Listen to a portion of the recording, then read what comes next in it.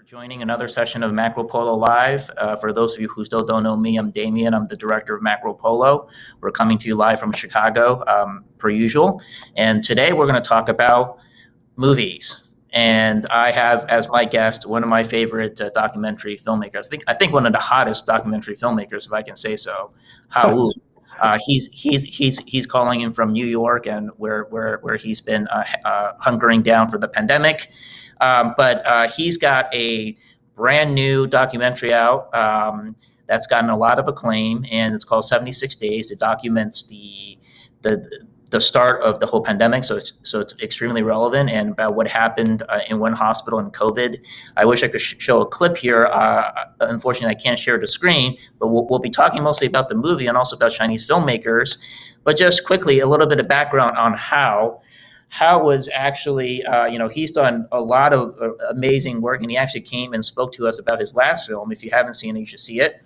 It's called The People's Republic of Desire, and it documents the live streaming culture in China, this huge burgeoning culture that's really kind of started maybe a bit underground, but really has become more mainstream. And it's just a fascinating look. And he also has done a number of documentaries. I want to make sure I give all the credits. Beijing or Bust was an early movie about Chinese Americans in Beijing, which I can kind of relate to myself, and I'm sure Hao can as well. And he did a really interesting follow-up called The Road to Fame, which was documenting drama students, correct, in Beijing, who were trying to kind of do their version of Fame, which is a very popular, U.S. play. And then he also has a kind of can I call it a biopic, a biographical documentary? No, just a very personal documentary. A personal documentary, all in my family, which I would totally encourage all of you to check it out. It's streaming. It's streaming on Netflix, correct? Yeah, it is. And it's very personal. So I would encourage you to kind of check it out. So 76 Days. It's obviously extremely pertinent, and it's streaming right now on Paramount Plus, correct? That's correct. And it's been described as riveting. It's been described as intense. I think it's all of that, but I also think for those of you who haven't seen it, it's got a lot of humanity and a lot of heart. And so I'm just curious to kind of what prompted you to kind of take on this project, and what were you hoping people to take away from this particular film if they were to watch it? Yeah. Normally, Damien, you have to watch my past films. Normally, when I make documentary film, I tend to focus on character stories. I tend to shy away from music topics. But I think for COVID-19, it became extremely personal for me in 2020. On the day Wuhan was put under official lockdown, January 23rd, 2020, I flew back to Shanghai to spend Chinese New Year with my parents and my sister's family. I had made that travel plan a couple months in advance. I wanted to bring my kids from New York to Shanghai because both my parents are sick. I want them to be able to spend as much time as possible with their grandkids. But 24 hours before the flight departure, we learned about this lockdown, and we're all very confused. Nobody knew how bad the situation was. And in the end, I flew back to Shanghai by myself and spent 10 days pretty much hunkered down in my sister's apartment, not going anywhere. Even though Shanghai was pretty far away from Wuhan, but as soon as Wuhan was put under official lockdown, the rest of China just voluntarily shut down as well.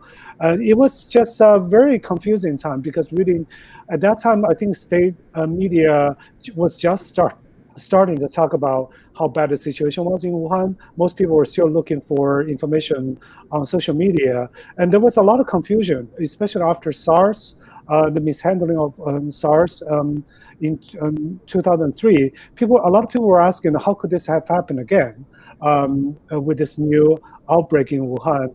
And a lot of people were angry because it was very clear local government suppressed the early whistleblowers. So in early February, after I came back to New York, when a U.S. network approached me, asked me if I wanted to make a film about this outbreak, I jumped on. But later on, that U.S. network dropped out, and I continued on and finished this film independently. I think my initial instinct when I decided to do this project was pretty investigative. I wanted to find out answers to my questions. But fairly quickly, I realized, first of all, it would be extremely, almost impossible to do investigative work with a camera in Wuhan, because there was a lot of restriction on freedom of movement. So the camera people I was collaborating with, they couldn't even move about in the city. And secondly, even until now, I think there's still many questions that we don't have answers for about the early days, who made what decision. So I just decided, you know what, there's very little I could add to this discussion about what caused this outbreak in the beginning. But instead, I found my two collaborators who shot amazing footage on the front line, not just in one hospital, actually in 4 different hospitals. So in the end, after discussing many times, we just decided to really highlight what's so unique about the footage, and also to focus the film on the human story, individual human stories on the front line. Yeah, I mean, I gotta say, I was hooked from the first scene. I don't want to give it away, but it's a very intense first scene dealing with some of the frontline workers in a hospital, and like you said, in a lot of your work, I've just noticed your ability to really focus on 2 or 3 characters, and how they craft kind of the story, and they're all really unique, and I loved, like, I guess, in your process, like, did you go in thinking that you're going to be that you were even going to be able to find characters, or did you kind of go like, oh, well, those are obviously going to be the ones that are going to be kind of the playing the starring role characters in this particular in this film? We definitely started the project once I reached out to my 2 co-directors. I think they had already started filming inside the hospital. So in the beginning, I spent a lot of time discussing with them, just trying to figure out who may be our main character. That's how the contemporary documentaries are made, just around certain characters' journeys and through an experience. But I think it was really difficult because other than the old grandpa who kept on wandering in the hallway, and one of my co-directors, so good. Yeah, shot so much of it. We know early on that he could be a main character, but with the other characters, we discovered them pretty much through editing. Because at the beginning, some characters were interested in following. They would be transferred to a different hospital, or their condition may become so much worse that they couldn't even talk anymore. So in the end, I'm just like, you know what, you guys go ahead and film as much as you can. We'll figure out how to shape the story during editing, and that's what we did. Yeah, and of course, one of the other characters that was memorable to me, I hope not, I don't think I'm giving too much away, but yeah, we can talk about the characters, because in the young couple that was having a baby. Yeah. And they were obviously had to be separated, and that whole dynamic was really interesting. And they were waiting around for when they were finally able to. I mean, that also was just I couldn't imagine, the state of mind they had at the time. There were just a couple of scenes that I think really pulled the heartstrings. And so going back to kind of the heart and humanity. I think, as I'm sure you're aware, because you're back and forth in the U.S. and China, and the past year has been a lot of politicization and politics surrounding COVID, and so how did you kind of get away from that side and kind of really just focus on the stories and focus on what people were actually trying to do to kind of contain the virus in the city and then in the hospital? Yeah, I think it was. I went through a really complicated, I think, a creative decision process. When we were making the film, obviously we make small decisions from day to day. But now looking back, I think a few things I was thinking about when I was editing this film. The first one was, what's so great, because as filmmakers, we're always limited by the footage we have access to. Obviously, I would love to do an investigative work, but I don't have footage to support that kind of storytelling. And what's so great about the footage my co-directors have captured is really like the way they captured it, they were focusing on individual stories about how people can help each other living through such a dire under such dire circumstances, living through a crisis, right? So because they captured that footage, that's the foundation from which I can build my story. And secondly, I feel like for me and maybe a lot of Chinese people as well, I think our current thinking around how our view around the politics, especially about the Chinese government's role, it took a big shift in March and April once we've seen how other governments kind of fumble in their own respective responses to when the pandemic hit their country. Especially, I remember in late March, I was in New York, seeing how New York completely emptied out, witnessing how the Trump administration completely failed. But instead of trying to place all the blame on China, it was an awakening for me. So it got me thinking in terms of,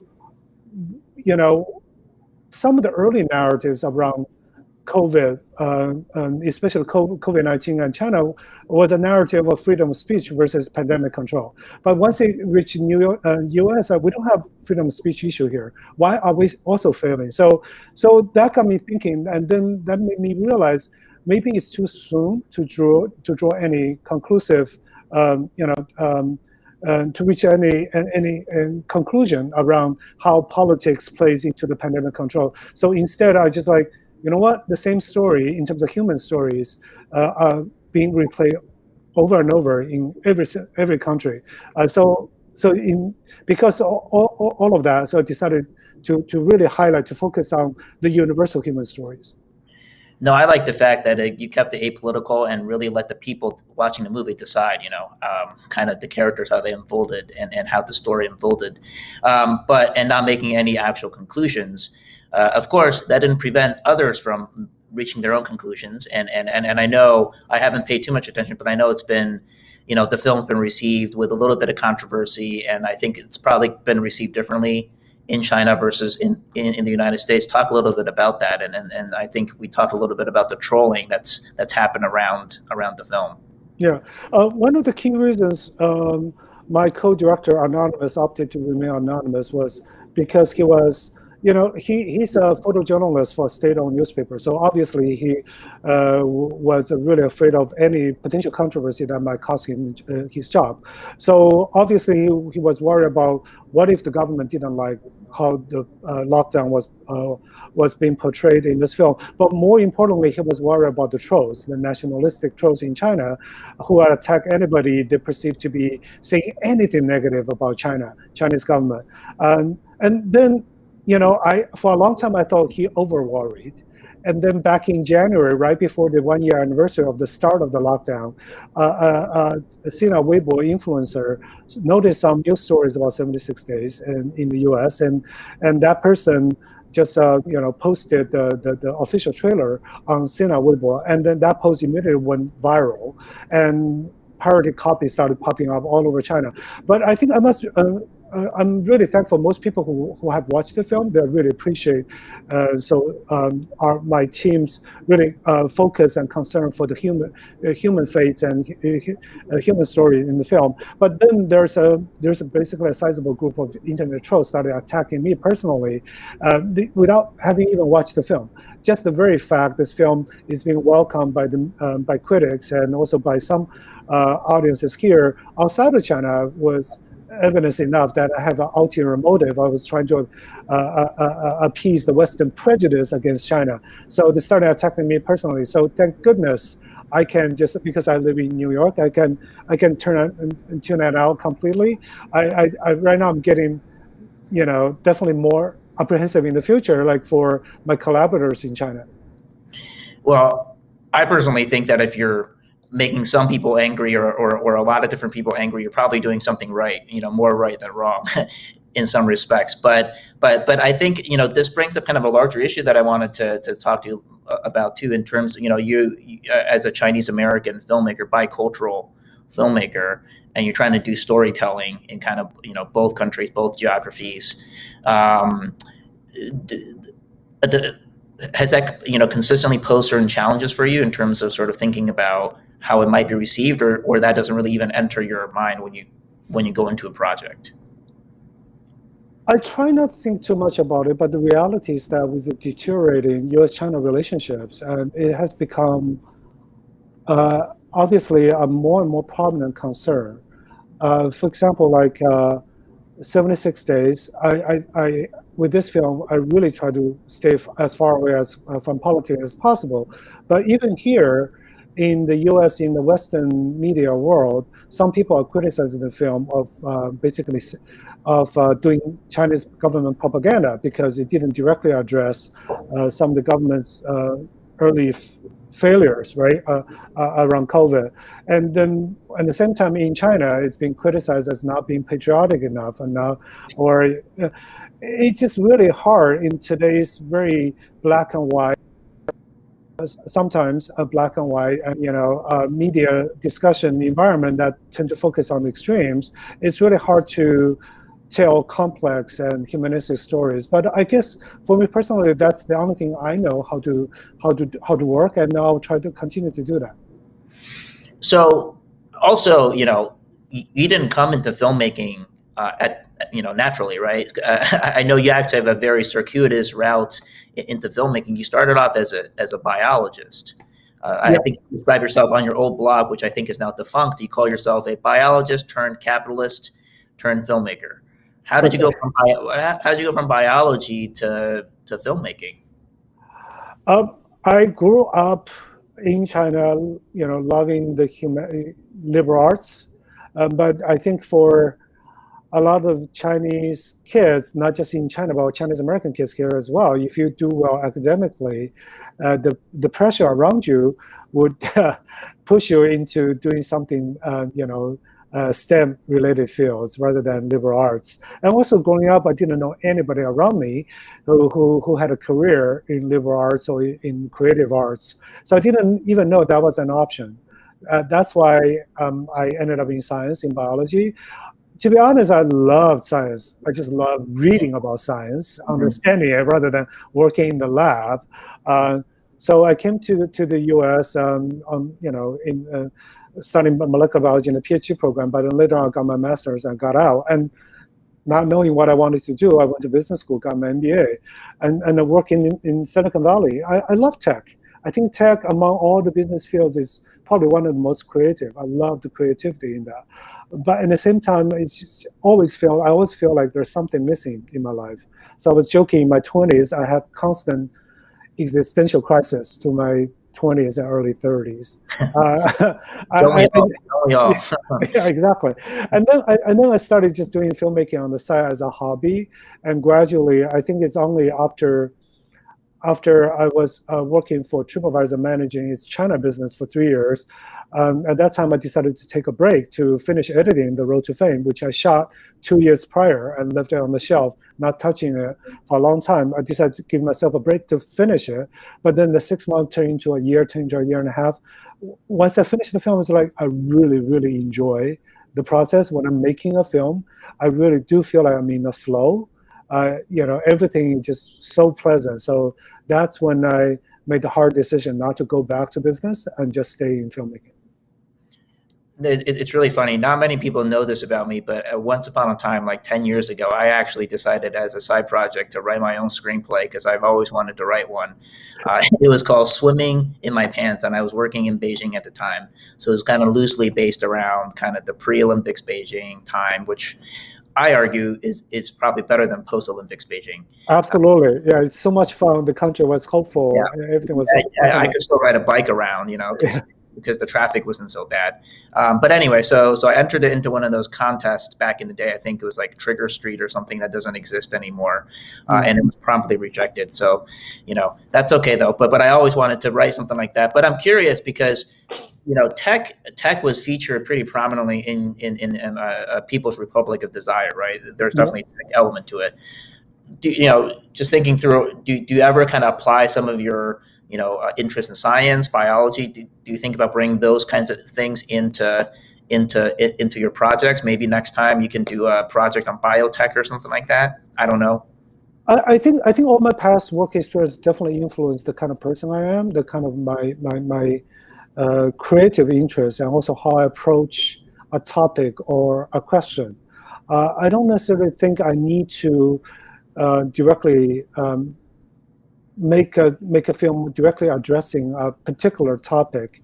I think People's Republic of Desire was as close to technology as probably my filmmaking would be, because that film is directly on live streaming celebrity culture in China. But still, if you look at the film, I mean, fundamentally all stories, right, a lot of times about humans, about our relationships, about our desires.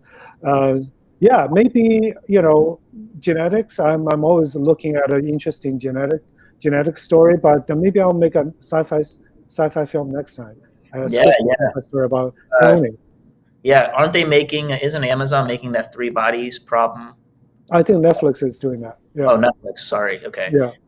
But can you?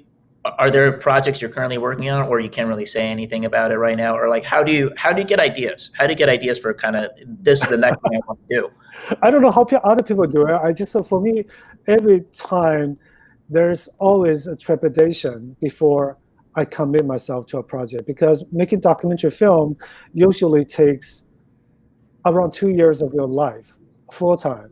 With 76 days, it's really unique because we had sort of like limit in terms of the footage we have access to. I was basically trying to craft as good a film I could out of the footage I had, and it happened really quickly. And also because the way I was editing is kind of different from my past film. But with any new project, I don't know. Sometimes it will take me a while.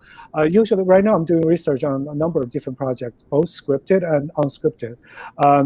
I think it's a combination of things, right? It's definitely where you can find funding, and whether I can get access to the character to start filming. And lastly, I think the more film I make, the more I realize I really have to feel emotionally motivated. Otherwise, it's just really, really hard to continue pushing yourself. Like recently, I turned down a project. It's a work for hire project. It's perfectly good project, but I just couldn't get myself excited about it. So I don't know. I mean, it's like having a baby. I have to really wait until the timing is right and then say, you know what, now it's the time to jump in. I think every project, creative endeavor is like raising a child almost, from infant to kind of adulthood. In the interest of time, I know you have to run pretty soon. So I just want to touch on one last thing, which is that obviously 76 Days has gotten quite a bit of acclaim. It's been shown at a lot of festivals. And as a Chinese American filmmaker, in the last few years, you've seen, Lulu Wan's Farewell. You've seen this year, I think Chloe Zhao is getting nominated for Nomadland and so on. So, what's your take on kind of the Chinese filmmakers or bicultural Chinese American filmmakers? Kind of, are we going to see a lot more of that going forward? For me personally, I feel like I'm still a Chinese filmmaker because a lot of my storytelling around China, rather than Chinese American, about the immigrant stories. I definitely see a lot more Chinese and Chinese American filmmakers in both scripted and unscripted in the world getting more work.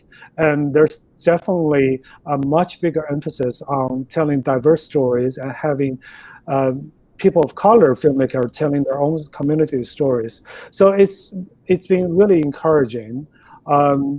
Yeah, I think this year it's also like encouraging that Chloe seems to be able to go. She will probably go all the way, right, in Oscars, right? Yeah. So it's all very exciting, And recently, I've been talking to a number of production companies who, as one of the main mandates, if not their only mandate, is to tell. To finance and tell Asian American stories. So I think this is great. This is the golden age, and not just because of the awareness around diversity and diverse voices in the creative industries, but also because the streamers, right? A lot of streamers are coming into competing for content. So there's a much greater appetite for different type of content to attract viewers. Well, on that note of optimism, I know you have to run, and I wish I could talk to you for much longer. But I always love talking to you, and I hope we can catch up in person after all this is over, which looks to be sooner rather than later. So hopefully we'll see each other either in New York or Shanghai or wherever. So or in Chicago, right? Yeah, or Chicago. Yeah. Thank you so much for doing this, Hao, and good luck on your current project and all future projects. Thanks so much, Damien. Great talking to you as always. Thanks. Bye bye. Okay, bye.